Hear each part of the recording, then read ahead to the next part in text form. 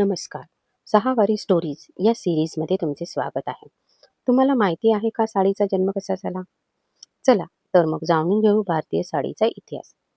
साडी हे एक फक्त वस्त्र नाही, तर भारताच्या संस्कृतीची आणि परंपरेची ओळख आहे.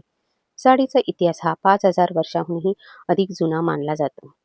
साडी ही जगातील सर्वात प्राचीन आणि आजही टिकून असलेल्या वस्त्रांपैकी एक आहे. साडीचा उगम हा सिंधू संस्कृतीच्या काळात म्हणजेच इसवी सन पूर्व 2800 ते 1800च्या दरम्यान झाल्याचे मानले जाते. प्राचीन मूर्ती, टेराकोटा शिल्पांमध्ये स्त्रिया साडीसारखे शिवण नसलेले वस्त्र परिधान केलेल्या दिसतात. साडी हा शब्द संस्कृतमधील साठी किंवा सत्तिका या शब्दापासून तयार झाल्याचे मानले जाते, ज्याचा अर्थ होतो कापडाचा लांब तुकडा. प्राचीन काळात स्त्रिया वेगवेगळे वस्त्र परिधान करत असत. उत्तरीय हे वरच्या भागासाठी आणि अंतरीय हे खालच्या भागासाठी वापरले जाणारे वस्त्र.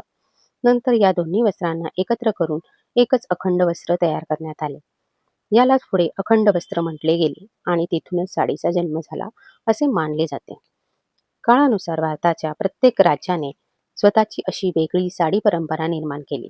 पैठणी, इरकल, बनारसी, कांजीवरम, चंदेरी अशा साड्या भारताच्या हातमाग कलेचे उत्कृष्ट उदाहरण आहे. साडी ही फक्त फॅशन नसून ती भारतीय संस्कृती, सौंदर्य आणि परंपरेचे प्रतीक आहे. आजही साडी भारताच्या परंपरेला नवीन पिढीशी जोडून ठेवते. भारतीय साड्यांच्या अशा सुंदर कथा जाणून घेण्यासाठी माझ्या चॅनेलला सबस्क्राईब आणि फॉलो नक्की करा.